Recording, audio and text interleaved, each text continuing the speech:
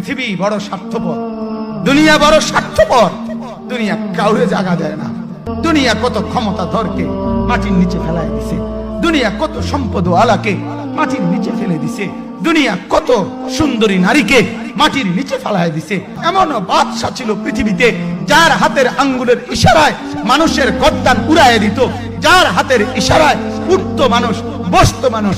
আজ বাদশারা নাই, আজ সম্পদওয়ালারা নাই, আজ মালওয়ালারা নাই। দুনিয়া কাউরে থাকতে দেয় না, কাউরে না দোস্ত, কাউরে দেয় না।